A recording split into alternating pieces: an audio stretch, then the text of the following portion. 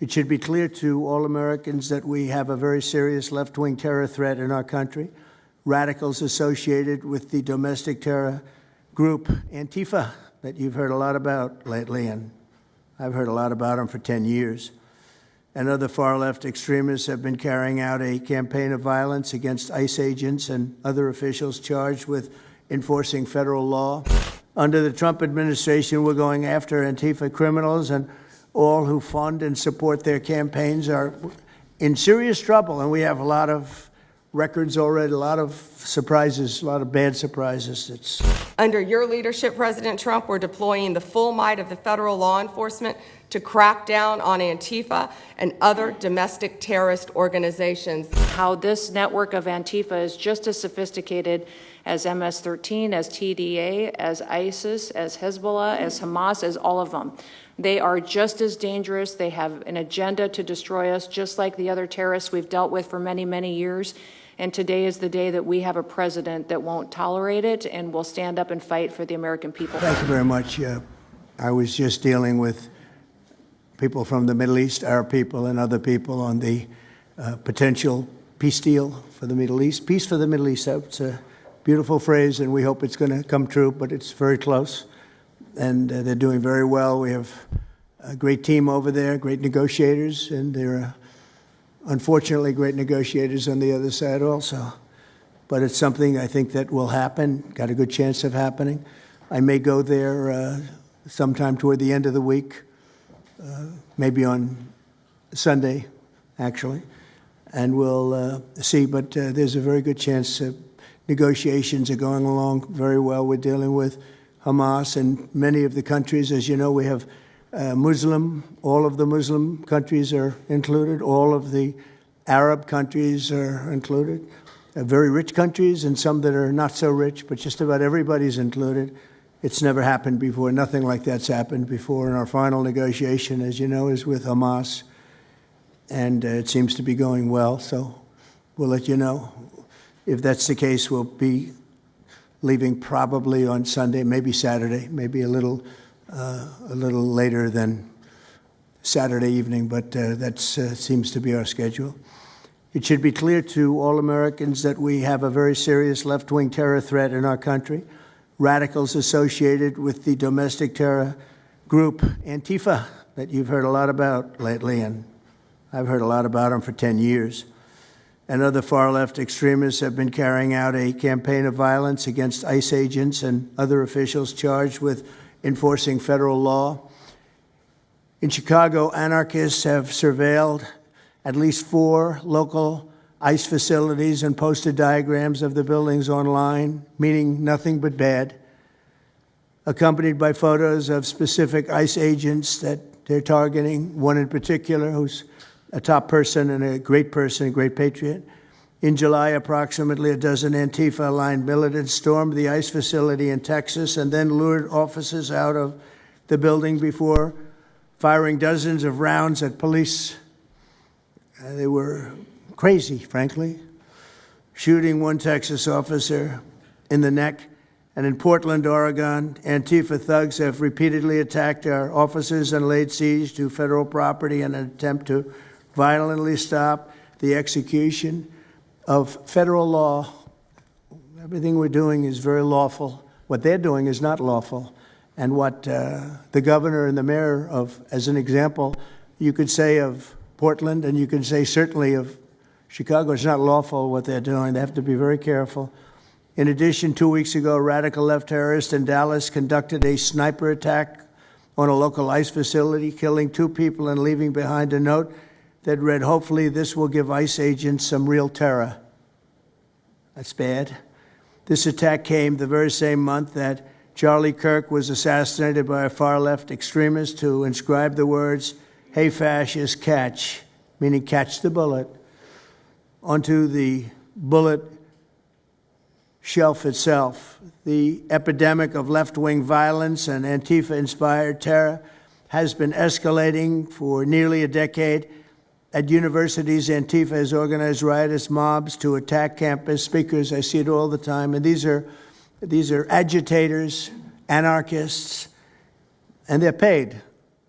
and you'll find that out. You'll be finding it out very soon. You should see what we have on these people. These are bad people. These are people that want to destroy our country. We're not going to let it happen. They've used armed gangs to assault local police in cities nationwide, and they've attacked journalists reporting on their crimes. So the journalists that report on their crimes, don't worry, you're very safe. I hope that's not going to turn you around, but they have been very threatening to people, but we're going to be very threatening to them, far more threatening to them than they ever were with us, and that includes the people that fund them. Probably some of the people I know, some of the people I dine with, but if they do, they're in deep trouble. So we're going to be looking very strongly at the people that are funding these operations. When you see the signs, and they're all made out of a beautiful, beautiful paper, beautiful, nice, stiff, very expensive paper, with beautiful wood handles, all the same color. They come from very expensive printing machines. These are not people that write out their signs in a basement that believe in something. These are paid anarchists. At least 3 of these courageous journalists have personally been victims of Antifa attacks. Andy Ngo has been repeatedly beaten by Antifa thugs for his work in Andy is a very serious person, too, I have to tell you. I've been watching him for a long time. Is Andy here? That's what I thought. Hello, Andy. I thought that was you. You're looking better than you do out on those streets, huh? You look much better. It's nice to have you. You feel a little safer here, I think, maybe. Well, not that safe, because you have them. You have to worry about that. But thank you very much. Andy Ngo has been repeatedly beaten by Antifa, and including one assault that left him with a brain hemorrhage. Only days ago, Nick Sortor was assaulted in Portland by a flag-burning mob, and we've made it 1-year penalty for inciting riots. We took the freedom of speech away because that's been through the courts, and the court said you have freedom of speech. But what has happened is when they burn a flag, it agitates and irritates crowds. They've never seen anything like it on both sides, and you end up with riots. So we're going on that basis. We're looking at it not from the freedom of speech, which I always felt strongly about, but never passed the courts. This is what they do, is they incite. When you burn an American flag, you incite tremendous violence. We have many examples of it, many examples of it, and it's actually down on tape, and you see things happen that just don't happen unless it's the flag that's burning.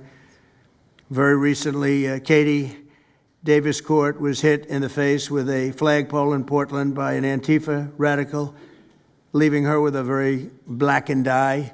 So, Katie, thank you very much. And I'd like to also say that I watched Nick. Where's Nick? Is Nick here?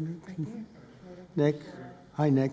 That was a rough time you went through. I hope you got my little note. I wrote you a note.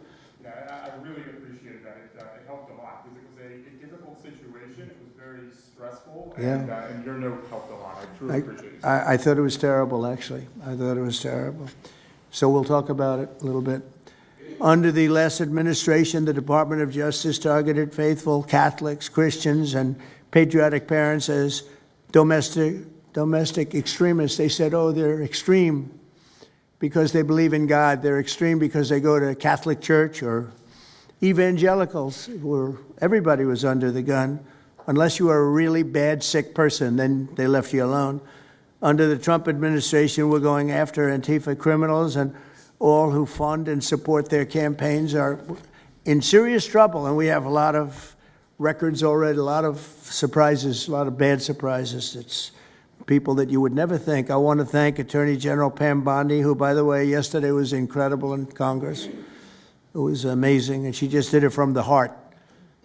And the brain, because she's very smart, in all fairness. But she did it from the heart, and she did it an incredible. Everybody was talking about it. She exposed some of these fake senators, these terrible senators, people like Blumenthal that had a phony war record. For 20 years, he talked about what a hero he was, and it turned out he never went to Vietnam.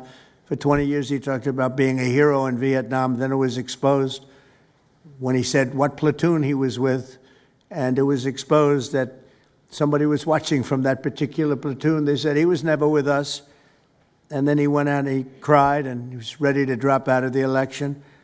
And disgraceful. And then he looks at people like Pam and he starts criticizing her, and she's a patriot. They ought to do something with that. You know, we have a young congressman that's right now in jail for lying about where he went to college and other things. It was, you know, frankly not good. It was pretty bad. But it was nothing compared to Blumenthal. I mean, what Blumenthal did, he was for 20 years a hero, a great war hero. And then he sits back and, you know, sanctimonious kind of a guy, looks down, how dare you do this to the American public, you know? What a fake. But I thought Pam was incredible yesterday, as well as Secretary Kristi Noem, who's really out there courageously, and I appreciate it, Kristi, amazing what you're doing. FBI Director Kash Patel, who's really coming up with some great information, Kash. It's great. Keep it coming, because there's plenty of it. Deputy Attorney General, one of the best lawyers you'll ever find. Todd Blanche, who I know personally is a good lawyer because I'm here. Thank you very much, Todd. Good job, Todd. Let me ask Attorney General Bondi to say a few words, and then we'll follow it up with Secretary Noem and Director Patel. And we're going to have some of the people around the table, very courageous people, and they're going to be talking, journalists, almost all, and they're going to be talking, and we'll take some questions from the press at the end. Okay, Pam, please. Thank you, President Trump. And as you made clear, Antifa is a domestic left-wing terrorist organization. We've seen them on video for years because they wanted to be seen and they got away with it. They beat journalists, they attack courthouses, they attack police stations, they dox and assault our law enforcement officers. The Biden administration let them commit these crimes with total impunity for years. So did Democrat leaders like Pritzker and Mayor Brandon Johnson. Last week, independent journalist Nick Sorter was arrested just for protecting himself against Antifa. I saw it online and I called Nick. I couldn't believe what happened. He did all this just trying to save our American flag from being burned. He was pushed down and assaulted, yet the local police arrested Nick, not the Antifa thugs who did this to him. Antifa feels empowered to operate in the open because weak Democrats have turned a blind eye to their actions. Their hatred for President Trump and for law and order agendas fuels their violence. We've seen more than 1,000% increase in attacks against our ICE agents since January 20th. Secretary Noem is out there fighting for you firsthand to keep our federal officers safe, to keep our federal buildings safe, and we're not going to have it anymore, these thugs. We saw what's happening in Portland and Chicago, and you saw what happened in Dallas. No longer. This is not activism, it's anarchy. We can't and we will not let masked terrorists burn our buildings, attack our law enforcement, and intimidate our communities. Under your leadership, President Trump, we're deploying the full might of the federal law enforcement to crack down on Antifa and other domestic terrorist organizations led by Stephen Miller. And Stephen, thank you for everything you're doing. Last week, I issued a memo ordering our federal law enforcement agents, DEA, FBI, U.S. Marshals, and ATF to protect ICE officers from Antifa and other radical left-wing violence. Director Patel has been going nonstop. He and Deputy Attorney General Blanche were in Chicago yesterday. While Secretary Noem was in Portland, we are around this country fighting against this domestic terrorism. We had Apple and Google take down the ICE block apps. Hope they continue to comply with that. It's threatening the safety of our federal law enforcement officers. We're not going to stop at just arresting the violent criminals we can see in the streets. Fighting crime is more than just getting the bad guy off the streets. It's breaking down the organization brick by brick. Just like we did with cartels, we're going to take the same approach, President Trump, with Antifa. Destroy the entire organization from top to bottom. We're going to take them apart. Thanks to your bold leadership and the designation of Antifa as a terrorist organization, which is exactly what they are, Americans will no longer tolerate their unhinged violence. Thank you. Thank you very much, Pam. Kristi. Well, thank you, Mr. President, and thank you for hosting today and focusing on Antifa and the terrorists that they are. Let's not make any mistake. These individuals do not just want to threaten our law enforcement officers, threaten our journalists, and the citizens of this country. They want to kill them. Their agenda is to destroy the American people and our way of life, and this president is standing in their way.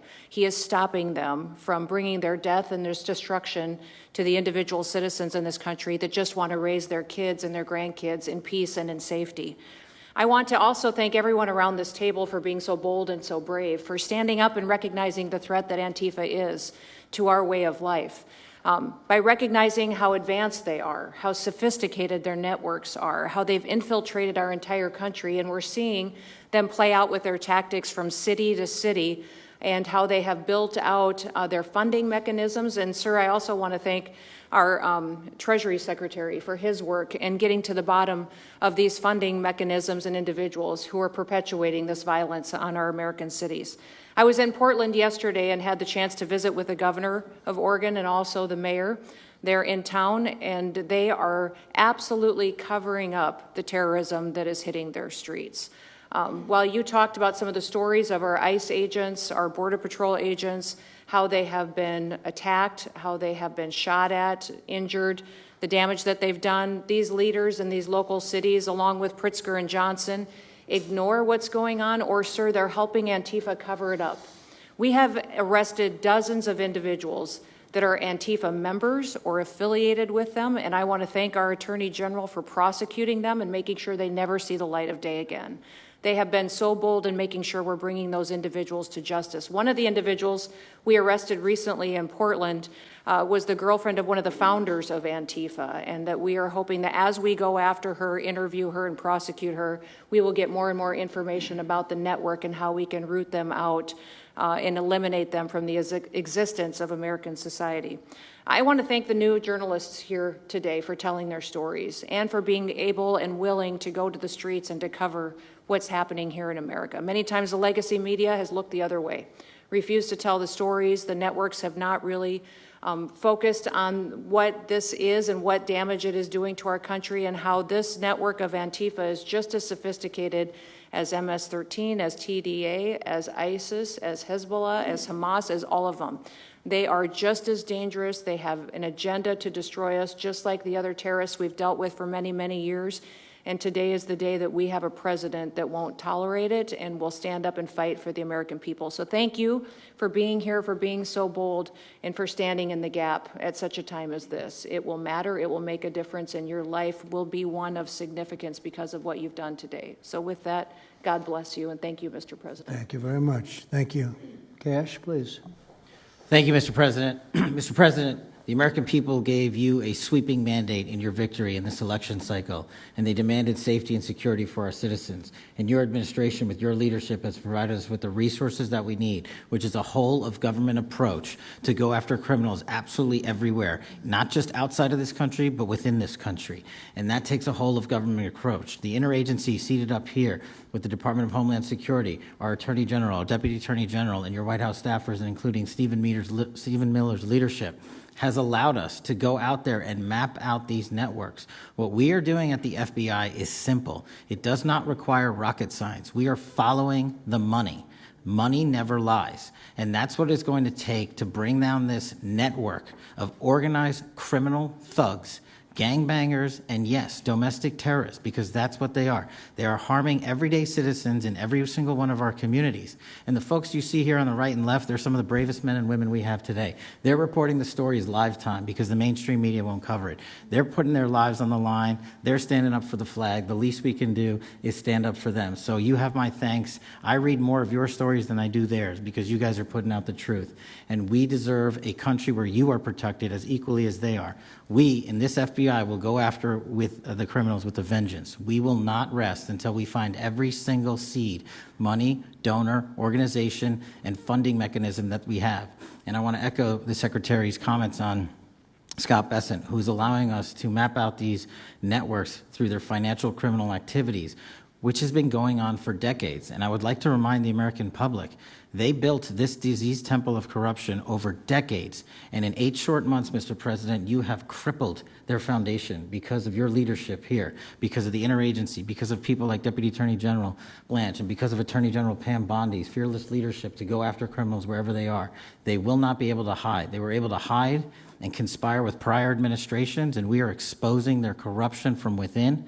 And we will go to every single city in this country under Operation Summer Heat and the other operations we are doing at the FBI to bring these criminals to justice. We will arrest every single one of them from whatever perch you sit in, private or public, no matter how your goal or your ambition is.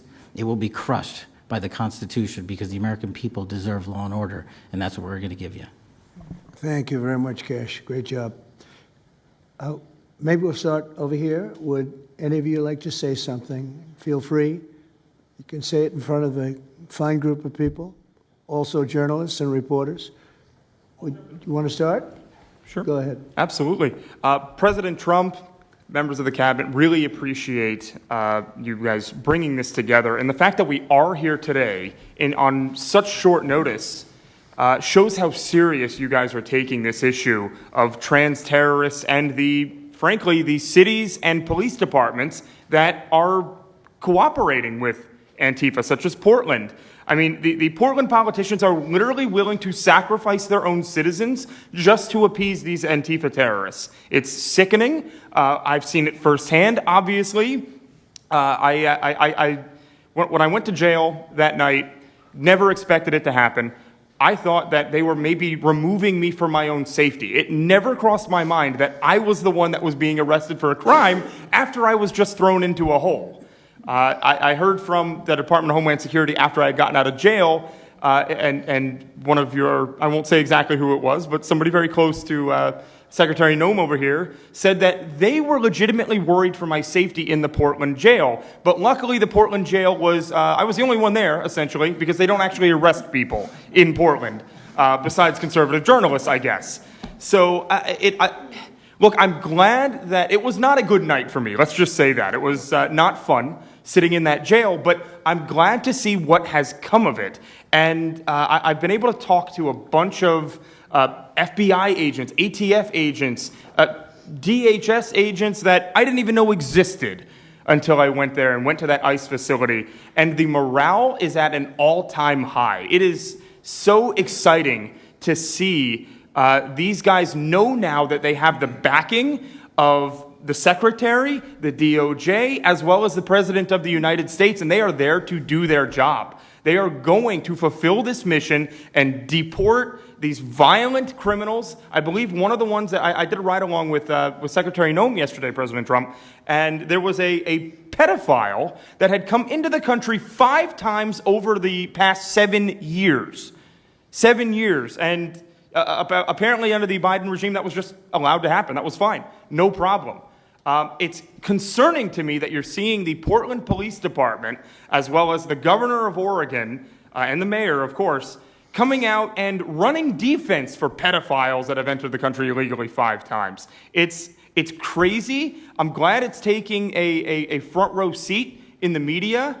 And, they're being forced to talk about it in reality because, we're the ones that were on the ground. We're the ones that are actually reporting what's going on.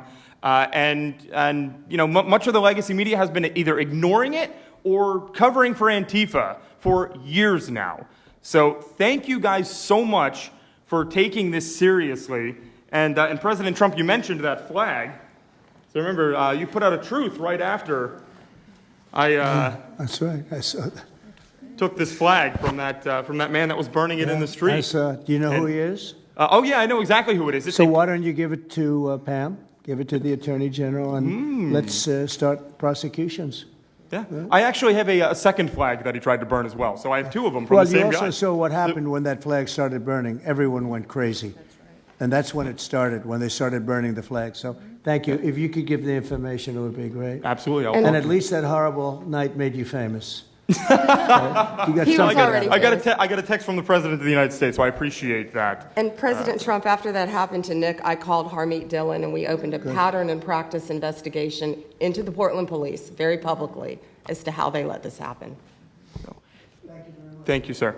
Mr. President, Brandy Cruz, you're going to hear us be very fired up today, and you can tell, and it's because some of us have been covering Antifa for 15 years and have never had anyone in a position of authority even acknowledge their existence.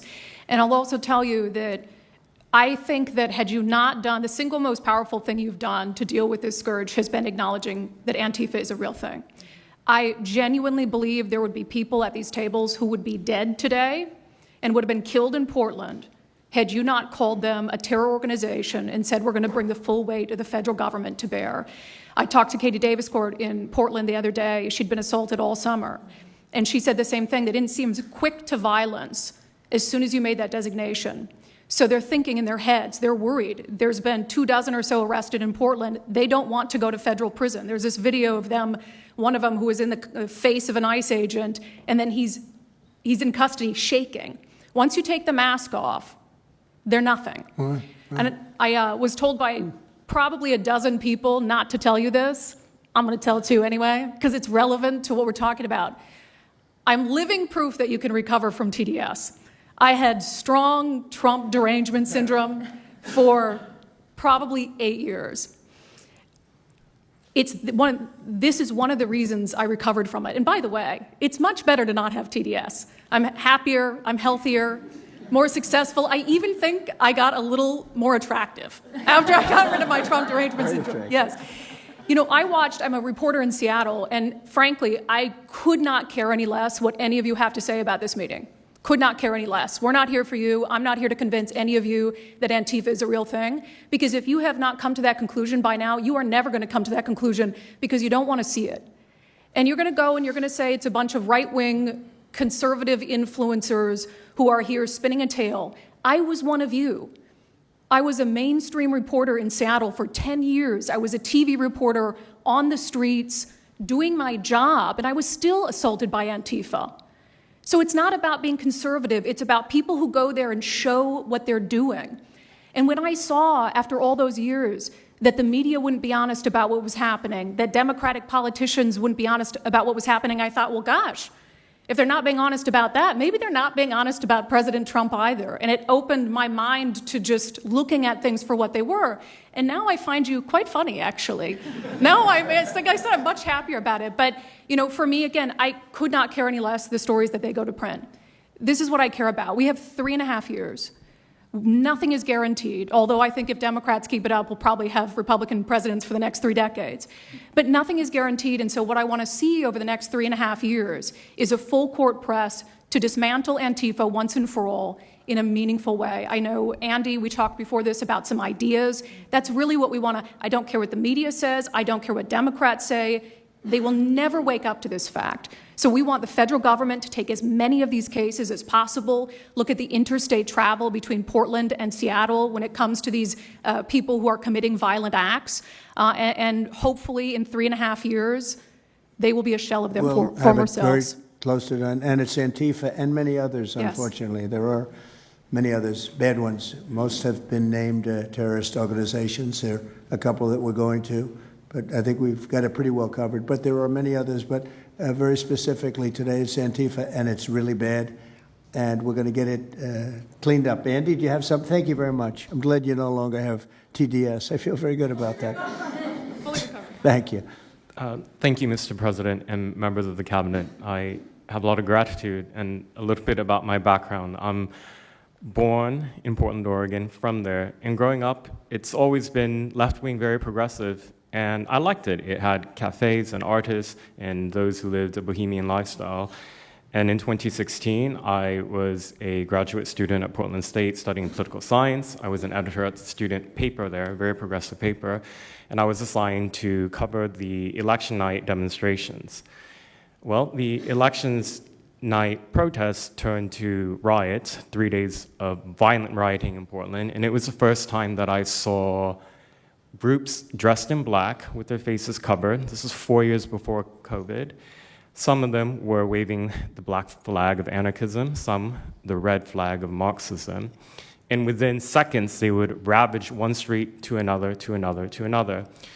And the next day, I would read the legacy media, which I still read at that time and looked forward to, and I looked up to those journalists. And I was really shocked to see that the narrative was that these, in my view, anti-democratic political violence was legitimate acts of protest because people were concerned about racism or all these other lies. And so for the next 4 years, I just continued going out with my video camera. I thought, look, people can ignore what I write because of spin, but videos can quite speak for themselves.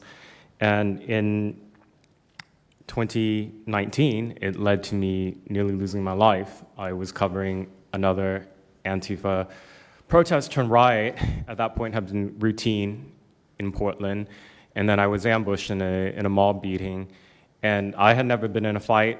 I didn't even realize that I was being assaulted until seconds in. And the punches came from everywhere on my head and my face, and I was bleeding out of my eyes and ears. And then they threw all the drinks in my eyes to humiliate me further and to laugh at me. And I was rushed to the hospital in an ambulance and CT scan, and I had subarachnoid hemorrhage, which is bleeding in the brain. I nearly died. And after surviving that, the reporting that I saw in liberal media it seemed to suggest that I had deserved it because they branded me far right. And some even went so far as to suggest that I maybe faked my injuries.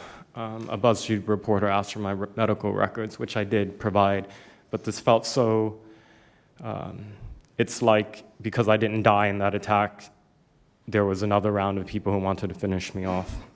But I continued, and then 2020, Portland was really the epicenter of the longest political violence.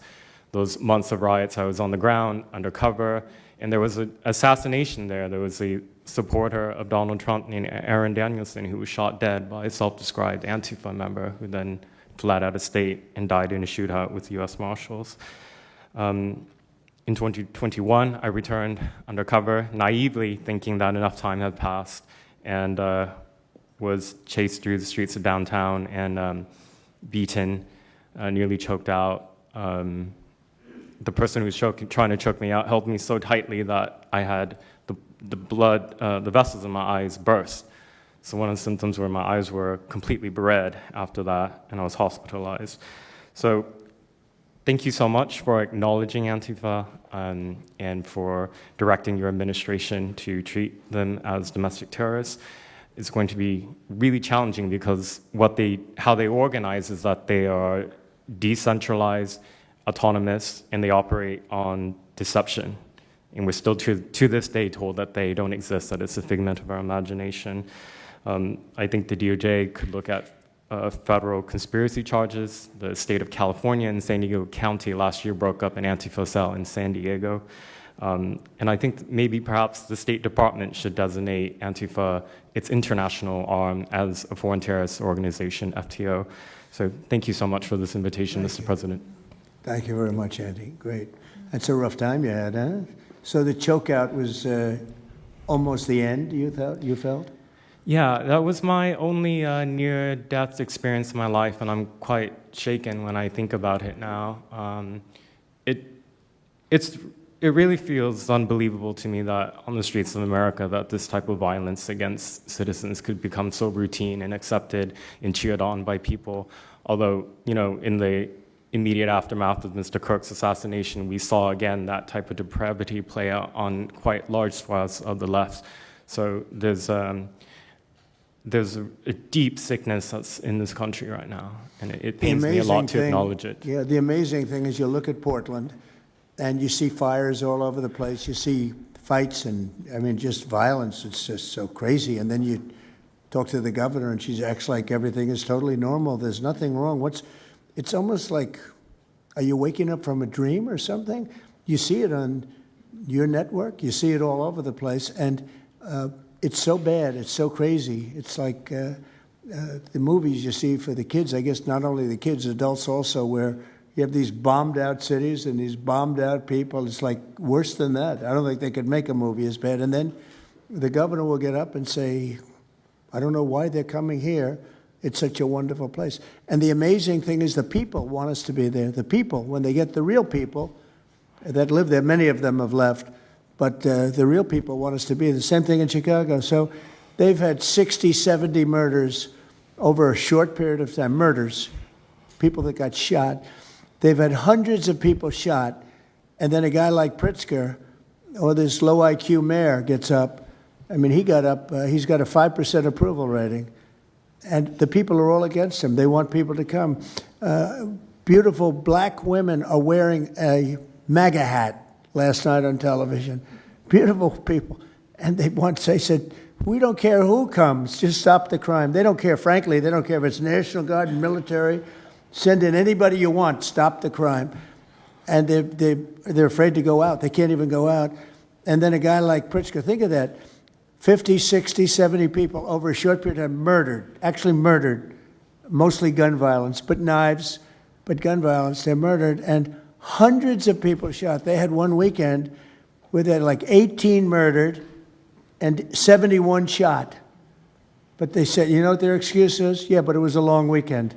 In other words, it was a long weekend, so that was okay. And then Pritzker gets up and he says, like, I don't know what they're talking about. We don't have crime here. They're crazy. I think actually they're petrified. You know, their families live there, everything else. I actually think they're scared. Pritzker was a failure in his family. They threw him out of the family business. Guy's a loser. But you know what? I believe they're scared. They're actually frightened for their lives. Jack, please say a few words. Mr. President, thank you so much for having us here today and holding this roundtable. Antifa is real. Antifa has been around in various iterations for almost 100 years in some instances, going back to the Weimar Republic in Germany. And it's now been just under 1 month since we saw a far leftist murder Charlie Kirk, and we saw thousands upon thousands of people, other far leftists and people in positions of authority, people like nurses and pilots and doctors and HR departments, celebrating the death and the murder of Charlie Kirk. This sickness that's out there is absolutely real. And Mr. President, thank you for mentioning the fact that one of the bullet casings read, "Hey fascist, catch" on it. One of the other bullet casings right next to that had Bella Ciao written on it. Now, Bella Ciao is a song that is known in Antifa circles as the international anthem of Antifa. And all of us around this room that have studied Antifa, we're very familiar with these symbols. And Mr. President, I think the situation is getting worse. When you look at people like Luigi Maggioni in his 20s, Thomas Matthew Crooks, of course, who took a shot at you, sir, the ICE shooter in Dallas, and now this Tyler Robinson, we're starting to see a pattern of more and more murderous violence. And this same violence is not just random. It is targeted assassinations, which are getting worse. And every single one of us in this room that goes out there, and obviously you as well, sir, and all the staff, we are now under that threat every single day. And working there at Turning Point USA, and I've spent just about the last month out there in Phoenix with Erica, with the family, with the team. And I will tell you this, Mr. President, even though going through something like that, which is an absolute nightmare, and people say, you know, what was it like to speak in front of all those people? It was horrible. Every second of it was horrible. But we're not going to quit. And Turning Point USA is continuing the tour that Charlie was on. We had 6,000 people when we went back to Utah. We had 5,000 people last night in Montana, if you can believe that. We are continuing to organize on campus. We are getting more and more people coming out in the face of this threat, knowing what happened to Charlie. But Mr. President, we need to do something about this, because I fear that the next one who could be killed could be sitting at this table right now. And we're not going to stop, but they need to stop, and they will not stop until they are stopped. Thank you. Thank you, Jack. I appreciate it very much. One thing I have to say is that Washington, D.C. was almost as bad. I don't know what could be worse than Portland. You don't even have stores anymore. They don't even put glass up. They put plywood on their windows, but most of the retailers have left. But Washington, D.C. was so bad, and Pam, I'd say it took 12 days to really make it pretty good. and a month to make it great. And now people are going out to dinner. The restaurants are booming. They don't have enough seats. They're opening up new restaurants because many of them closed. And people are walking down the street totally safe. A reporter, I'm not sure if she's there. I can't see so many reporters there. She is. She was violently assaulted. And I don't know, she tends to be somewhat liberal, but she wasn't liberal on this one. I appreciated your honesty, but that won't happen again. It won't happen again. You're lucky you're alive, frankly, with what happened. I know exactly what took place. So Washington, D.C., our capital, we thought we'd start there appropriately, and it's safe, and people are so happy. They're so happy. And now it's a couple of months. I went to dinner there. I felt totally safe. I gave a press conference right in the middle of the street, which I don't think Secret Service was thrilled about. But, I'll tell you what, I wouldn't have wanted to do it 6 months ago. It's incredible what happened. Now we're in Memphis. As you know, we're having a great impact in Memphis. It's been only a week, but it's, Kash, I hear it's been amazing what's happening there just very early. But you take a look at D.C. and you take a look at some of the other. We've had a big impact. What we haven't said, because Pritzker said, well, crime is going down in Chicago. Well, 5 months ago, Kash went to Chicago with a lot of FBI agents just to prepare it so that we went in with, I guess you could call it a surge, call it whatever you want, but would be even more effective. And we're going to be doing that, and very, very strongly doing that, because Chicago is a very unsafe city. It's a great city. The head of the Union Pacific Railroad said, sir, please save Chicago. It's a great city. It can be saved. Other cities are gone. I mean, they're lost. They can get better, but they're just really, they've been so decimated. But I'm so proud of what they've done so quickly in D.C., and it's taking place quickly in Memphis, where we were asked to go by the mayor and by the governor. And it's really incredible what we can do and how fast we can do it. Let's go for two more. Would you like to go? And then Katie, you'll go. Okay, please. Thank you, Mr. President, for having us here. And not to sound like a broken record, but it needs to be said that Antifa is real. Yeah. It's real. It's a threat. I just saw them last weekend over in Portland while they're causing mayhem over there. And the reason why they're such a big problem is because we have Democrats and a lot of people in the mainstream media refusing to acknowledge that they even exist, right? So how can we as a country begin to address it when you have large swaths of, these people who are supposedly decision makers and people who are supposed to inform, they don't want to say that it exists. Because the common argument is like, well, they're not a real organization because there's no national leadership, they don't have a national headquarters, so how can law enforcement go after a group that doesn't exist like that? Well, law enforcement goes after criminal groups that organize to rob banks or do smash and grabs. They don't have a registered LLC. They don't have official membership cards. They don't have, a business address. But law enforcement still goes after them because they're working as a group. These people don't just show up, randomly at the same time to do the same thing, dressed in a very similar fashion, espousing the same ideology. And they say, well, it's an ideology. It's like, well, yes, it's an ideology because there's people alive, present, that believe in it, and they're acting on it. And so I've been very well aware of what Antifa's been doing. I was very busy during the riots in 2020. That was probably my most exposure to them prior to this year. I've been at the ICE facility at Broadview. I'm originally from the Chicagoland area, unfortunately, but that's where I grew up around. Like I said, I was in Portland. I was covering the riots in Los Angeles as well. And probably one of the most disturbing parts about that is, in addition to Antifa being present, they were tagging the streets with CJNG, which is Cartel Jalisco Nueva Generación, which is a cartel. So you have these people who are working basically in concert with other terrorist groups to say that we're here, we're present, and we're gonna attack federal agents and people who are going to expose what we do. And so, to be clear, political violence, sustained political violence that we're seeing in this country is not a both sides issue. I was, I was at Charlie Kirk's memorial in Glendale recently. Conservative gathering, totally peaceful.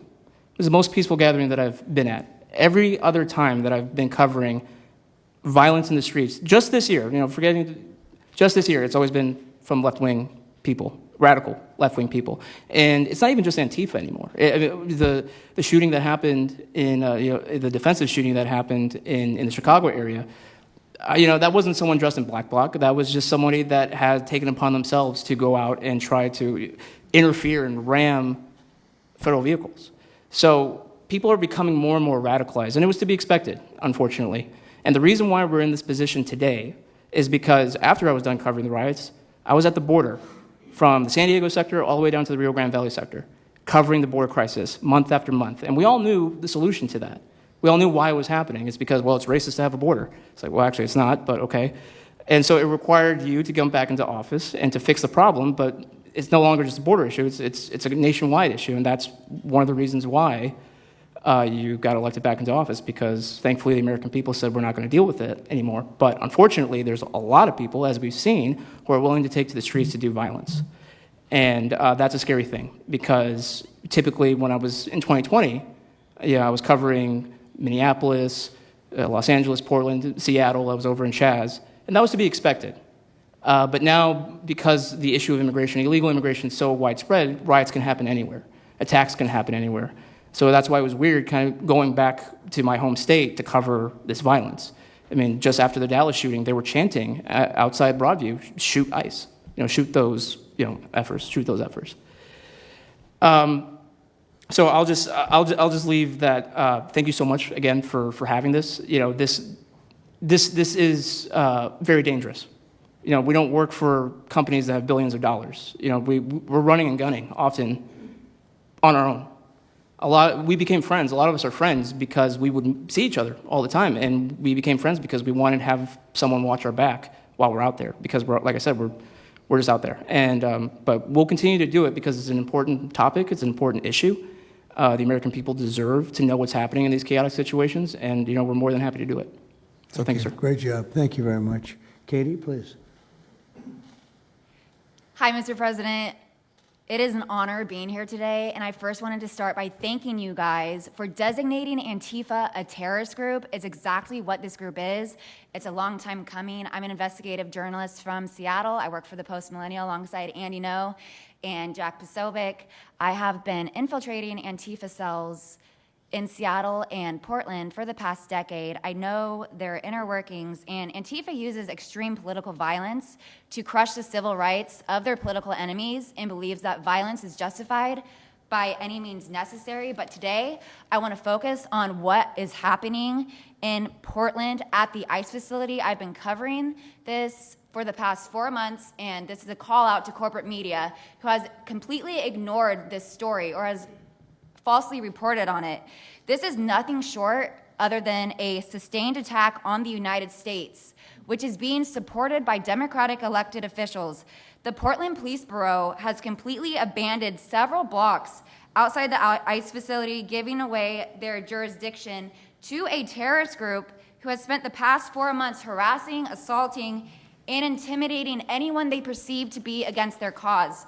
Not only have federal agents been relentlessly assaulted for more than 100 consecutive days, black-clad anarchist militants concealing their identities behind black facial coverings have been assaulting reporters just for trying to cover their crimes. Today, I am sitting here with a black eye and a concussion after being violently hit in the face with a metal pole while reporting outside the ICE facility just this past week. After the attack, I immediately went to three Portland police officers who refused to detain the suspect. I took the time to chase down the suspect in the streets, had her held for 35 minutes. I was waiting for Portland police to come, and they never came. Then that's what opened my eyes to what this group is actually doing. I watched 20 Antifa militants help my assault suspect escape into an Antifa safe house that is 1 block away from the ICE facility. And this safe house is where Antifa-affiliated protesters are conducting paramilitary operations. It's where they're arresting, they're showering, they're eating to continue this occupation. I have staked out this safe house and have observed shift changes. This group is highly organized. It is being funded through mutual aid groups, and they have no plans of stopping. Residents living across the ICE facility have been held hostage by Antifa. They're begging for federal intervention. The city refuses to help, and they want you, President Trump, to come in and restore law and order. I want to stress the importance of taking this situation seriously because when I first started reporting on this occupation, I went undercover in Black Bloc. I talked to these Antifa militants. I lasted for about a month. They believe that ICE agents are the Nazi Gestapo who need to be killed. They told me that directly, and I think that if this situation is not taken as seriously as it is, it's just a matter of time before someone gets killed. And thank you for having me. Thank you, Katie. That's pretty incredible. The only question nobody can answer is why. Why are they doing this? They're like insurrectionists. They're terrible people. But you really wonder why. Why are they doing it? What are they gaining other than they're obviously paid? They're paid a lot of money. Go ahead, please. Mr. President, if I can answer that question, the reason why they're doing it is because the same media that's sitting in this room with us has declared all of us at this table Nazis and fascists, and they've been doing this for years. This is why Antifa feels emboldened to attack us. Now, almost every single person at this table has been threatened with a steel bat. We've been assaulted, we've been harassed, we've been threatened, and that is in huge part due to the media. So my message right now is for you guys. Because 2 years ago, back in 2020, by the way, I was censored for my reporting on Antifa here in Washington, D.C. You were talking about how safe it is now, Mr. President. It wasn't so safe back then. Back in 2020, I watched as a father was being mobbed and surrounded by Antifa members as his terrified, crying children looked on and the police here did nothing. I watched as a woman had her hair violently ripped out of her skull simply for waving an American flag on the streets of Washington, D.C. And by the way, if you guys try to go and find any of this footage, you won't find any of it because Twitter deleted all of it because our president shared my reporting and they deleted my entire account immediately after. So now, if you want to know what happened in 2020, all you're going to see is the media headlines that said that it was fiery but mostly peaceful. Thanks for that one, CNN. The reality is that it was an extremely violent period of time, and for the last 10 years, Antifa has been wreaking havoc on law-abiding and innocent American citizens, and it needs to end. Now, I'm with Turning Point USA. It's an honor to be here, Mr. President. Thank you guys so much, everybody in the administration, for giving us a seat at the table, because the media has not only been demonizing us for so long, but immediately after the brutal assassination of our founder, Charlie Kirk, our Turning Point USA chapters have seen an uptick in violence across the nation as Antifa chapters that are embedded in our universities go and target them. It's been extremely difficult to report on the ground, and for a long time I was afraid to go to Portland because I knew that the only people who would have my back, like Julio said, were one of my friends on the ground because there is no police force there. I was terrified to go because I knew if I got shot or stabbed, and I have been assaulted, I've been mobbed and robbed in Austin, Texas by Antifa, that nobody would come to help me. So my plea to the entire administration, especially to the DOJ, is every single radical left-winger who is in front of the ICE facility in Chicago, in New York, in Portland, please make sure that you use the full force of the law to come after each and every single one of them, because it is us being soft on left-wing violence that has fomented all of the terror that we have seen in this country, and it is the left wing getting away time and time again with assaulting law-abiding American citizens that has led us to this place. So truly, to the Americans that I speak to on the ground, they feel completely abandoned by their state and local government. So please step in. You have Americans begging for the National Guard, and to the media over here, please report on the truth. Please do your jobs. I'm an American citizen. Everybody at this table simply views ourselves as American citizens who have an iPhone and the will to actually tell the truth. So please take your job seriously and tell the truth to the American people. And thank you for letting me be here on behalf of Charlie to continue his legacy of cleaning up the country. Thank you, Mr. President. Thank you very much. Appreciate it. Wow, you feel very strongly, I can see. I'm mad. I got beat up so many times, Mr. President. My friends have gotten beaten up, and I want to cry right now from happiness because we have been completely ignored for so long. For almost 10 years, we've been getting assaulted on the streets. I have watched children cry as their parents have been attacked on the streets.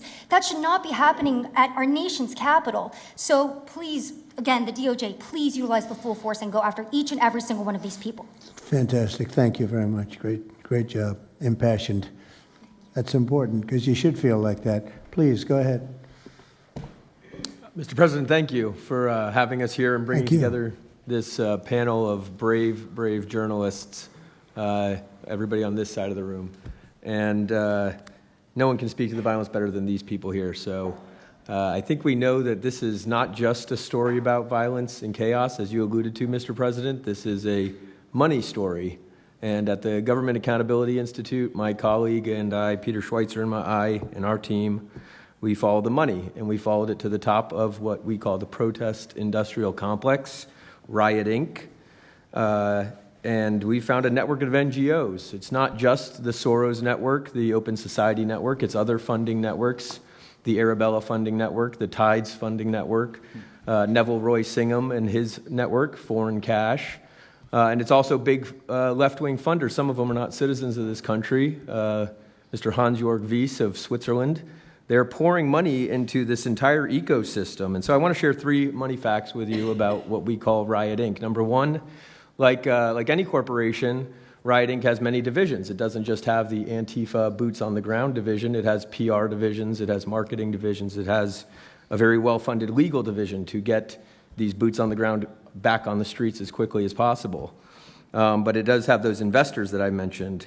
Number two, we have identified dozens of radical organizations, not just the decentralized Antifa organizations, but dozens of radical organizations that have received more than $100 million from the Riot Inc. investors. These would be the lawyer groups. These would be the groups that advocate for calling good, honest Americans fascists, et cetera. And then 3, I think the most shocking thing is that we have found that more than $100 million in U.S. taxpayer funding has flowed into these funding networks, including at least $4 million to these very groups themselves, not just Antifa types, but there was an event in Atlanta called Stop Cop City. Over 60 rioters were charged with domestic terrorism. These groups received money for that from both the billionaire class as well as taxpayer money. So one other thing, this money helps fund the decentralized crowdfunding platforms. These are ways that Antifa, the John Brown Gun Club of Elm Fork, which had links to that attack on the ICE facility, the Socialist Rifle Association, and just because they don't have LLCs or EIN numbers doesn't mean they can't get paid. Some of these funding platforms, crowdfunding platforms, are funded by this network that we call Riot Inc. So, again, I want to thank you for your leadership, for the whole cabinet's leadership on this. We're going to keep following the money and appreciate everything you're doing, sir. Do you know the name of any of the funders? Do you know the names? Because if you do, I'd like you to give them to Kash or Pam. Absolutely. Or Kristi. Yeah, we'll do that. As soon as you can. That's all of you. Because you probably know the names after a certain period of time. You tend to find out. But these are people that do not have good intention for the country, and that's treasonous probably. So if you could, very important, if you could do that, it would be great. Nobody would know better than you. You'll figure it out. Thank you. Please, go ahead. Yeah, my name's Nick Shirley. I'm 23 years old. I'm a 100% independent YouTube journalist. And over the past year or so, I've been able to go to 15 countries. I've hung out with people in the gangs of Brazil, in the favelas, in the prisons of Secot. But yet the most dangerous places I have been here in the United States, unfortunately. And I've had the opportunity to show people about the protest Antifa here in the United States, and there's nothing organic about what they are doing here in the United States. I've watched people be bussed in from states. I've watched the same lady at a protest in Atlanta be bused to the protest in D.C. and then in New York City. There's nothing that is honest about what they are doing. And they have signs. I've seen the same signs here in D.C. and in London as well. It's a big organization and corporation that they're running. And people may wonder, like, what's the threat to us as Americans if we go? Well, you'll be labeled as a fascist, you'll be labeled as a Nazi, and they'll wish death upon you because they wish death upon me. And just last week in Portland, Oregon, I watched a lady get trapped in her car, surrounded by Antifa, and her sister messaged me after seeing the video. She said, the only reason I think my sister was safe is because you were there recording. I also was chased out by a member of Antifa who said he would smoke me, and next thing he knew, a DHS sniper had lasers on his chest. If he was not there, who knows what would have happened that day. These people are very dangerous, and people wonder how they're able to do it. It's the reason is because these cities are not enforcing the law. And why should these people be worried if the law is not being enforced? And we are not far right, nor are we far wrong. We're just right. And the truth about what's happening here in America with these groups is very dangerous. And I thank you, Mr. President, and your administration as well for acknowledging that. Thank you very much. It's too bad you have to go through it. I know, Thank it's a little you very crazy, much. right, Mr. President? Well, you're going to get to the bottom of it, so it's a very important thing you're doing. Thank you very much. Please, Kim. Yeah, I've just got something very short. I'm attacked every time I do my job. When I leave my house to go to work, I am violently assaulted. I've had guns pulled on me. I've been bear sprayed. I've been beaten down. I've been almost killed. So my question for all of you is, how would you feel if every time you showed up to work, masked militants tried to kill you?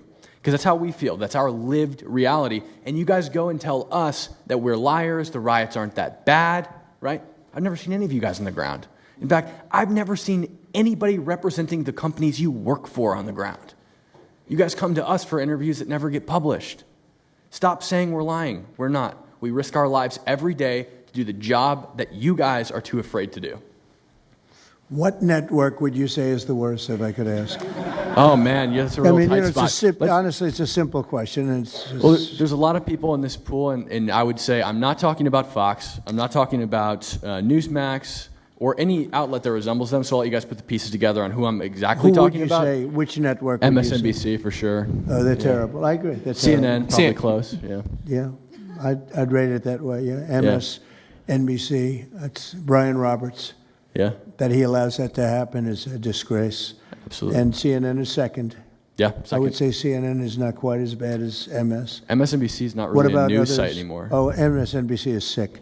Yeah. They're sick. Well, sir, it's also else? just the stories that they publish about what's the ICE enforcement operations that are so heavily slanted that it's no longer, as I was saying, no longer just Antifa, but Americans that are becoming radicalized. So they've been very irresponsible with how they've been reporting on it. Who is that?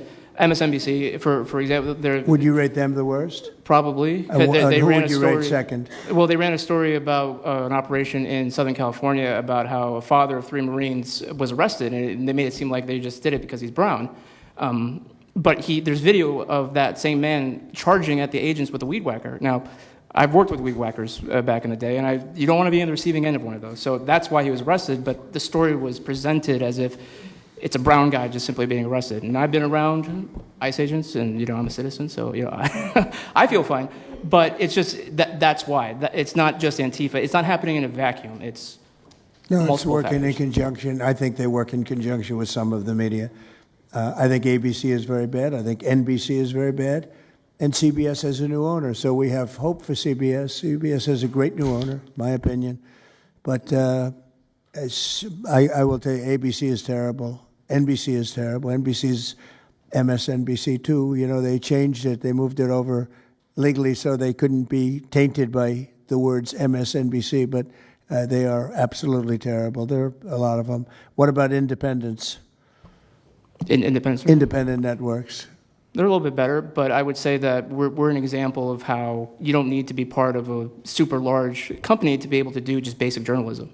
All you got to do is sit and record, and you'll let the story play out. And that's why they hate us. That's why Antifa targets us. Well, I watched a level of dishonesty that's incredible, where answers are changed. Like just before the election, an answer was changed by Kamala. She gave a horrible, death-defying, election-defying answer, and they took the answer out and they replaced it with another answer that she gave 5 minutes later, having to do with a different subject, but at least it wasn't election-defying. No, the level of dishonesty with the media is incredible, whether it's on Antifa or many of the other groups. You're talking about Antifa, and I know that's close to your heart because that's the one that's most affecting you. But there are others that are as bad or almost as bad as Antifa, having to do with different people, different sections of the world. But it's terrible. We're not going to let it go on in this country. We're not going to let it go on. And a big problem is not all of them, but some of the networks out there. And you do wonder why. You really do. Okay, please. Go ahead, yeah. Mr. President, thank you again. Thank you. My name is Jonathan Cho. I am an investigative reporter for Frontlines Turning Point USA. I'm also a senior fellow at Discovery Institute in Seattle. And I cover far-left extremism as well as the homeless drug crisis in America. And I find it oftentimes those worlds intersect. And hot off the presses, what I wanted to bring to your attention today is a report from a Capital Research Center here in D.C. in conjunction with Discovery Institute. They just put out this study right now, and what it shows is that Antifa is heavily embedded in the homeless and housing nonprofit sector. In many cases, the homeless industrial complex is running cover for Antifa. Antifa is benefiting from American tax dollars, and they're essentially being used as the muscle. Let me give you an example. There's a group called Stop the Sweeps in many U.S. cities right now. They get in front of encampment sweeps. What they're doing quietly is they're bringing in Antifa militants to manufacture a crisis to make the police look bad. Another group right now that is behind Antifa and working with Antifa very closely, based on the research that we have right now that we're going to give to you and your team, are the Democratic Socialists of America, also known as DSA. Again, these far-left progressive groups tend to be aligning themselves with Antifa.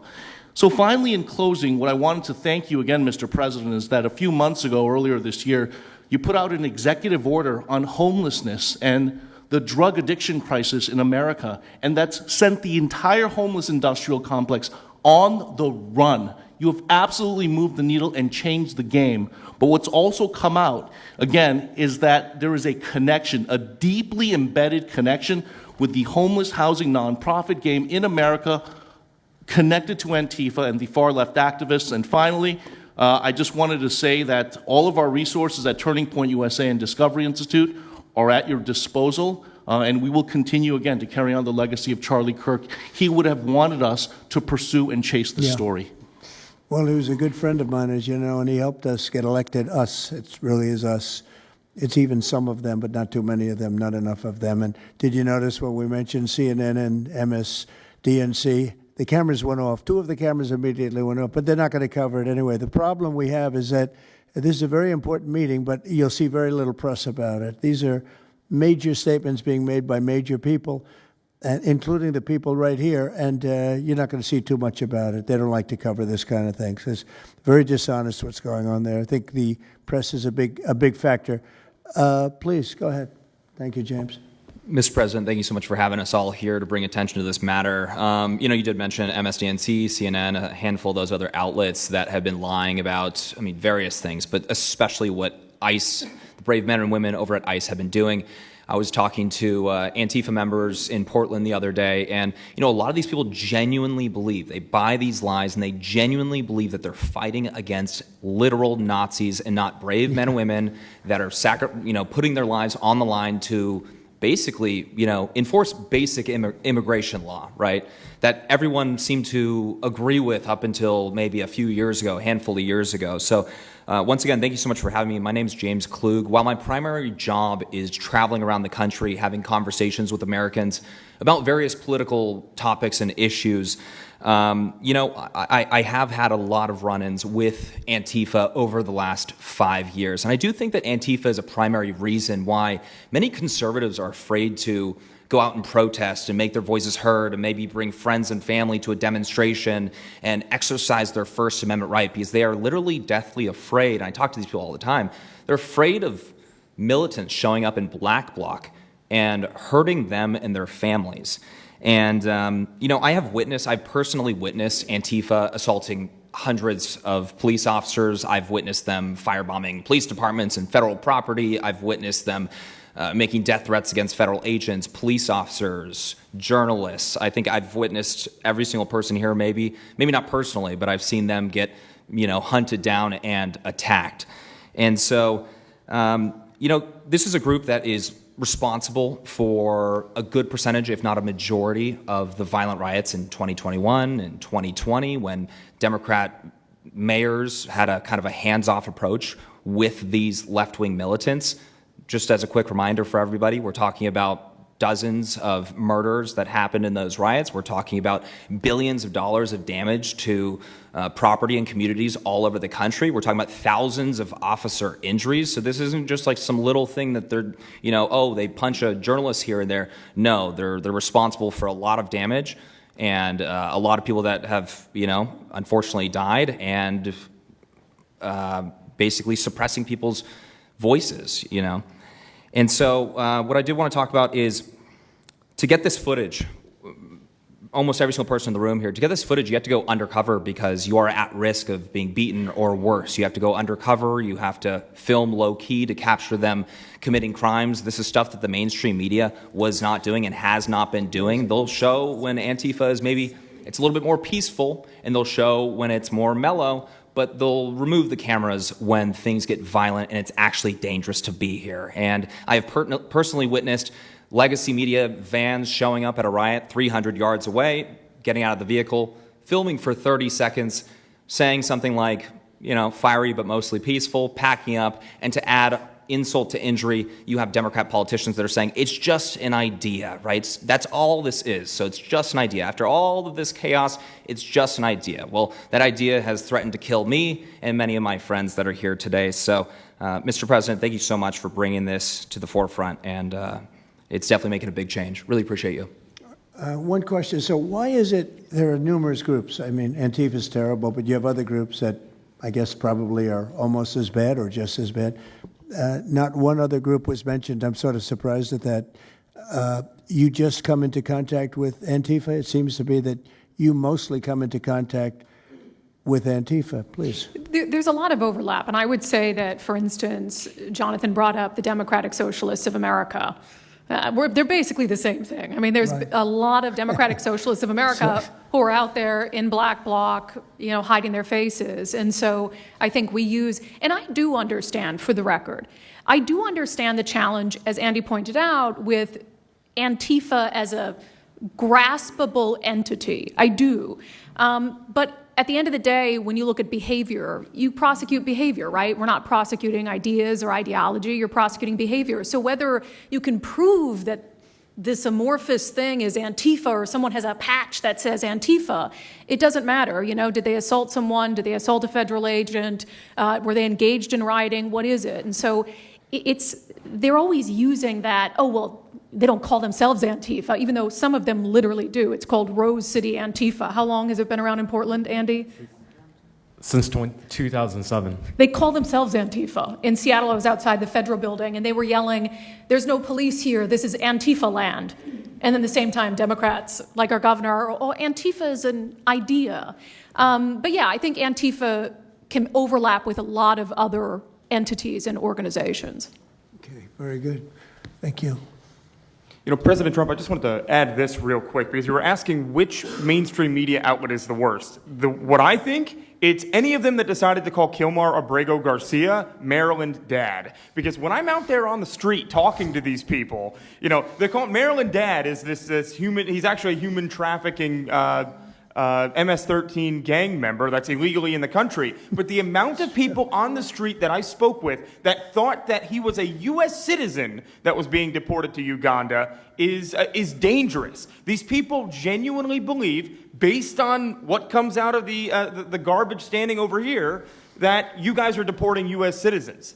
So that's what's causing all these problems. So when you have a governor like Pritzker in Chicago, where you have Illinois, which is in a lot of trouble. Chicago's there, you know, potentially great city again. It's not great now, but it could be great again. That's why we have to get there soon, because eventually you can't do that. What makes a man like that say that things are wonderful? Why doesn't he say, we love that President Trump is going to come and help us clean up Chicago and make it safe again, as opposed to fighting us and pretending that there weren't 50 murders and 200 shootings and all of that? Why is that? Go ahead, Nick. To spite you. To spite the administration. That's simply what it's about at this point. Because, you know, if you go and talk to some of these citizens, like I'll use Portland as an example again because I've been there for so long now. You talk to the neighbors that live in the apartments next door to the ICE facility. There are veterans with PTSD that live there, and they're here all night long screaming, fireworks being lit off by these rioters, children crying because they, you know, can't sleep at night and they're scared of all the noise outside, and they can't leave. They can't. I mean, they got a lease. You can't just leave. These people aren't wealthy individuals, and that's one of the major problems here. And these people are afraid to come out and speak out and they're getting no help from their government at all. They've been begging for the noise ordinance to be enforced outside of their apartment complex for months now, and the city of Portland has ignored them every single time. The victims are, as I said, they're afraid, but the governments aren't doing anything because they want to spite the administration. It's all political. And the politicians make you feel like you're foolish, like there's something wrong. Like, how could President Trump be saying that about Chicago? And yet the night before you see that, 11 people were shot, 5 people died, and you have him talking about like it's a wonderful situation. They make you feel guilty. And a lot of people don't get over that. They just don't get over it. I think they convince the people. Do wealthy people leave too or not? Places like Portland, are the wealthy people leaving? People that can leave, are they leaving? I think that they're moving to the areas that have been gentrified. I mean, the Oregon governor, when she was saying, we don't need Trump here, she's walking around. It's a very tight shot, if you notice that. And she said, Portland's just fine. Look at me. And they'll focus on the couple areas of Portland that are very nice. Well, she was saying that, and there were explosions in the background. Yeah. I mean, there was a reason they cropped it in. There's explosions in the background. Sir, Anybody have anything else to say over here?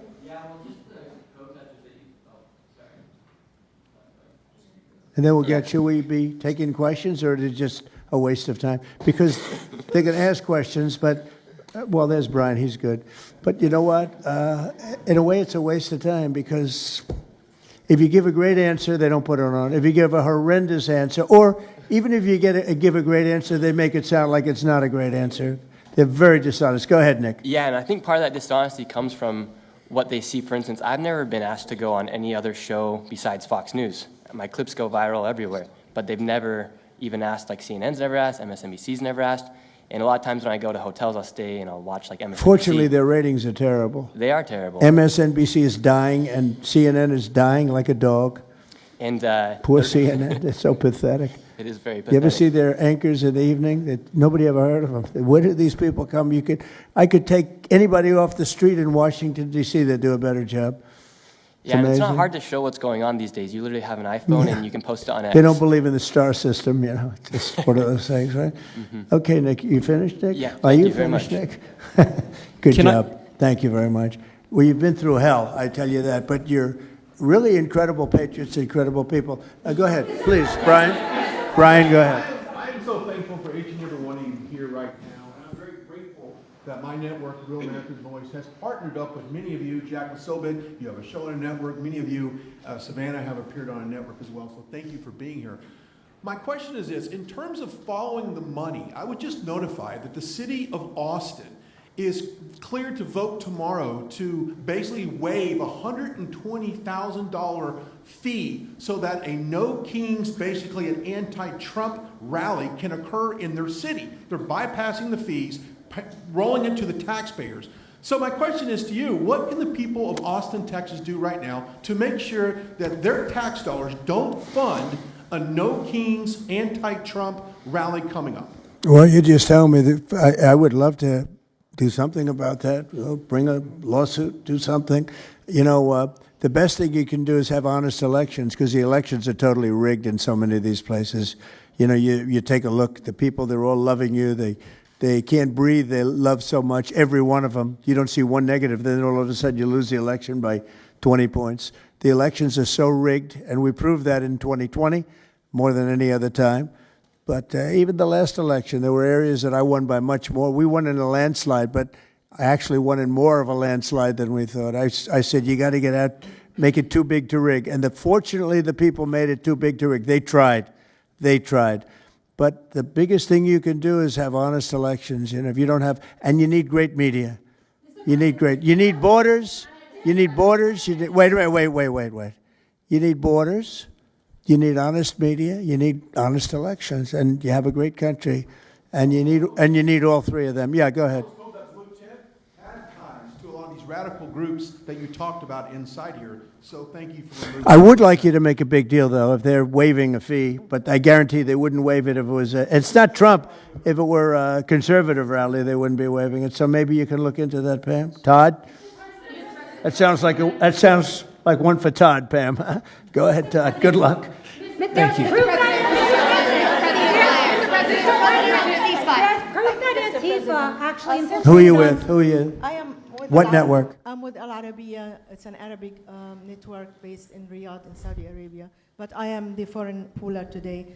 Mr. President, you said that you might go to the Middle East on Sunday. Do you mean Egypt and Israel? And would you consider going to Gaza to see what things I on would, the yeah, ground? I would. I might do that. I may do that. We haven't decided exactly. I'll be going to Egypt most likely. That's where everybody is gathered right now, and we appreciate that very much. But I'll be making the rounds, as the expression goes. I probably will. Go ahead. Mr. President. Go ahead. Just to clarify, you said you might go to Gaza. You're saying on that's Who are the you first with? topic. I'm representing the TV pool, but I'm with NBC, sir.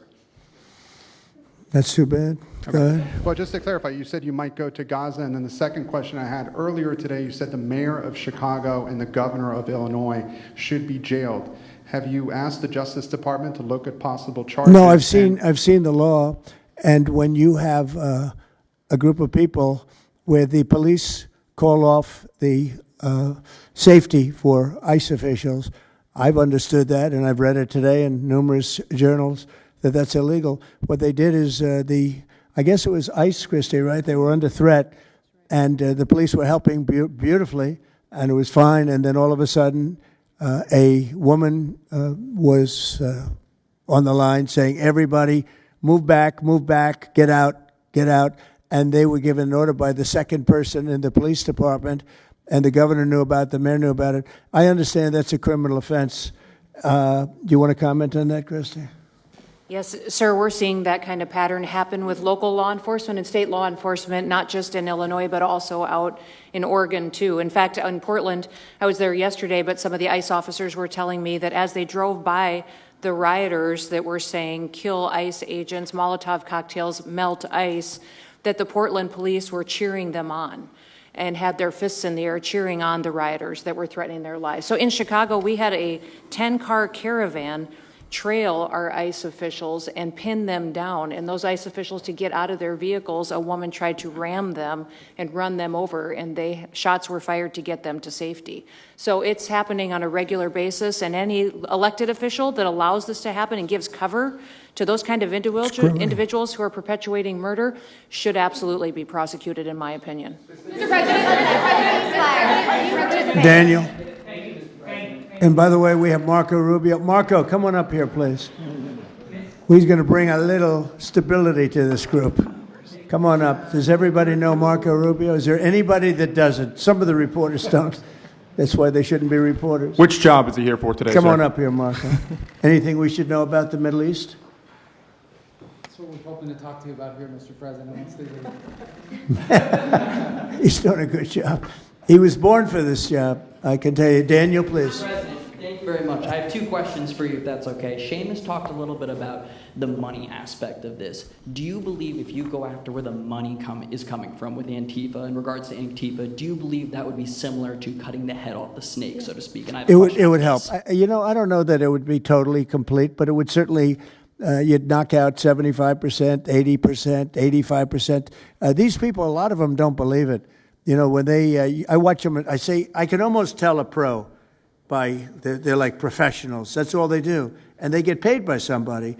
I think it would knock out a lot of it. Yeah, not all of it maybe, but a lot of it. And then a follow-up to that is a lot of the people who we've listened to over the last hour, they've emphasized that Antifa, it's not necessarily this big organized thing. It's a bit ambiguous. It's deorganized. I think that's one of the words that Andy used. What is the challenges of going after a group that makes it intentionally difficult to go after and find? That could be for you, the Attorney General, anyone up there. Well, they're smart people, and they deceive. A lot of them are crooked people. A lot of them have been staying out of trouble their whole lives, and they've been bad from the day they were born, frankly. But these are sick people. Pam, go ahead, please. Well, they're smart, but they're not smart enough. Oh, my microphone's broken. They're smart, but they're not smart enough. They have been covered by these liberal cities for so many years. And that's why we're all working with Treasury, with all these different departments, to find the criminal conspiracy. Okay. I'm just giving. I was just given a note by the Secretary of State saying that we're very close to a deal in the Middle East. and they're going to need me pretty quickly, so I will take a couple of more questions. Please. Thank you, sir. I also have two questions for you, if I may. Have you given any more thought to possibly suspending habeas corpus to not only deal with these insurrectionists across the nation, but also to continue rapidly deporting illegal aliens? Yeah, it's suspending who? Habeas corpus, sir. Oh, I don't know. I'd rather leave that to Kristi. What do you think? No, sir, I haven't been a part of any discussions on that. All right, go ahead. In the ceasefire This is CNN speaking, by the way. So, Are you this is personally one of the worst reporters that you'll ever see. I don't even want to take a question. It's a waste of time. Go ahead. How will you decide which workers get back pay and which workers do not? Well, we're going to see. Most of them are going to get back pay, and we're going to try and make sure of that. But some of them are being hurt very badly by the Democrats, and they therefore won't qualify. Go ahead, please. What will the administration do to foreign Antifa organizers and funders who are located overseas? Go ahead. In the yellow, please. So the Nobel Peace Prize will be announced on Friday. You've been nominated by many world By many countries. That's many right. countries as well as the hostage families. Do you think you will win? I have no idea. I mean, look, I did settle. Marco would tell you we settled 7 wars. We're close to settling an 8th. And I think we'll end up settling the Russia situation, which is horrible. 7,000 people died last week, by the way, in Russia, between Russia and Ukraine. I think we'll settle that. So I don't think anybody in history has settled that many, but perhaps they'll find a reason not to give it to me, you know? Perhaps they will. President Trump participating in the ceasefire negotiations. Thank you. Going to the shutdown quickly, what is your position on the extension of health care subsidies, which is what Democrats are asking for? All I want to do is very simple. I want to get the country open, and then we're going to discuss that. And we'd like to, Obamacare is a horrible mess, and it has been from the beginning. We want to make it better, stronger, even if it costs more money, we want to make it better. The Democrats want to make it worse. The Democrats want to approve health care for illegals coming into our country, many of them coming in from prisons and mental institutions and drug dealers. They want to give them health care. We don't want that for our people because that's going to destroy the health care that we already have. We'd like to make Obamacare better for people, less expensive and better health care. Yes, ma'am. Mr. President. I'm wondering if you've been briefed on the organization and funding of Antifa, and if so, what have you learned? I have been, and they have pretty good knowledge, but they're going to have a very good knowledge. And I really ask these very brave patriots that we're surrounded with today to let us know, because I think you probably have some pretty good ideas. And even if you're not sure, let us know and we'll figure it out, okay? If you could do that.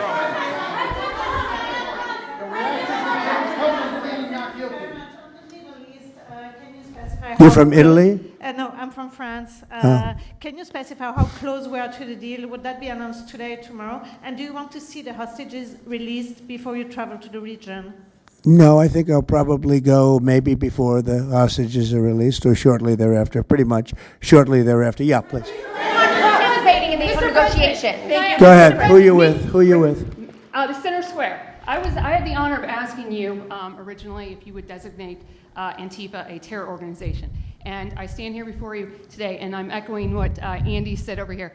Are you going to work with your administration, as the Secretary of State's here, are you going to work with your administration to designate it a foreign terror organization? You mean a terror? Antifa? A foreign terror organization. Well, has that been done? Pretty close, right? Would you like to see it done? Yes, Mr. President. You think it would help? They have foreign links I'd be glad all to across do it. Western I think it's Europe. the kind of thing I'd like to do. If you'd like, does Middle everybody East. agree?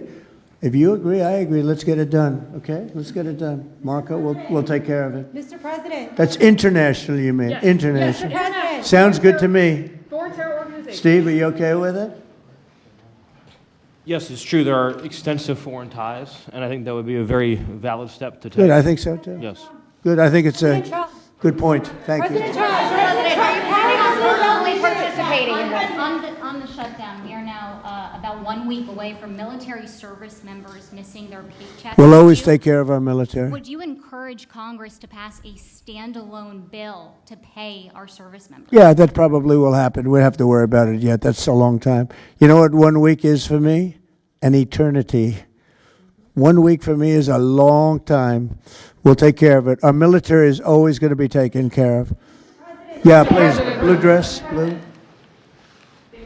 President. Rebecca with Blaze News. I'm curious to know, so you're talking about the money funding these Antifa organizations, and somebody brought up Roy Singham, I think it was you, who, by the way, is married to one of the co-founders of Code Pink, this infamous left-wing organization. I'm curious to know the administration. Who is that? Who is that? Roy Singham. He's married to. No, did you say they're here? No, he's not. A journalist brought him up, but Oh, I see. Okay. Yeah. Okay. Jameis, thank you. Good bring up. Excellent. Go ahead. He's somebody who's been reported on extensively, and I'd love to know what the administration is going to do to actually bring consequences to some of these names. You mentioned. Well, I don't know the name, but I would like to ask Pam to take a look at it. You know, a lot of the best information we find are through you and other people like you. So I'd like you to look at it, Pam.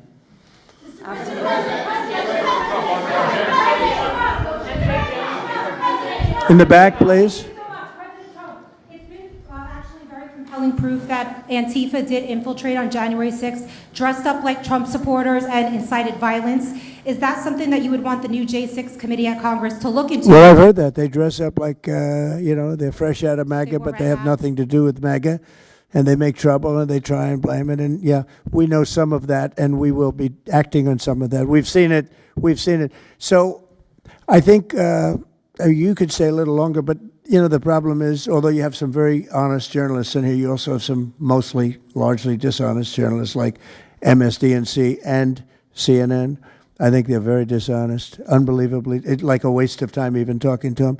But I have to go now to try and solve some problems in the Middle East, although I'm very well represented by our Secretary of State. He could probably do an even better job than me. But who knows? We don't want to take any chances, so we're going to go and do that. If you'd like, Pam, would you like to stay for another 5 minutes, 10 minutes while we have all these great people? And I'll let Pam and Kristi take over and get some good points out. I just want to thank the people around the table in particular. You've been amazing. You've been brave. You're real patriots. You're real patriots. And at some point, we're going to have to look into, at least in certain cases, rewarding you with some very important medals and honors, okay, as we have done and will be doing with Charlie Kirk. You know, Charlie is getting the Presidential Medal of Freedom, which is our highest award outside of the Congressional Medal of Honor. And I think they're sort of even. One's civilian and one's military. But unfortunately, the civilian sometimes is military also because of what we have to go through on the streets of this country. I can only tell you this. We have a great nation. We have a nation that's right now the hottest in the entire world. We're the hottest nation in the world, despite all of the things we've been saying today. But that's going to make your job easier because nobody's doing better than we are financially. We've never done better. We've had, I think, 58 stock market increases since I've been top, meaning record increases. We have never seen anything like it, and we're going to keep it going. That makes it a little bit easier for what we're doing. I guess maybe it also makes some people crazy because they don't want to see us do well. But we're the hottest nation anywhere in the world, and we were a dead nation 1 year ago. I say it all the time. We were a dead nation. Now we're the hottest nation in the world, and that's said to by every leader. One of the reasons that we have every country already signed up or just about to sign, every country in the world on this whole mess we have going over with Hamas and the Middle East and all of the things you see, is they respect our nation. A year ago, you wouldn't have been able to get it. You certainly couldn't have gotten it with Biden. You didn't know where the hell he was. But a year ago, you wouldn't have been able to have a situation like this. So I just want to thank the people around this table and certainly the officials around the table because they've been incredible. They've been brave. And I watched yesterday, Pam, and I watched a little bit. I thought it was so good. I rounded up and I watched it late in the evening because I thought you were fantastic yesterday. You really, look, you had some wonderful senators, some great politicians asking you very fair questions, and you had some real slime balls. But I thought you were amazing, so thank you very much. And Kristi, thanks for the great job. Kash, thanks for the great job. Always my man back down there. He's the silent type, but he's a hell of a lawyer. Thank you all. We're going to get We're going to get peace in the Middle East. That's what we want to do. Thank you very much, everybody.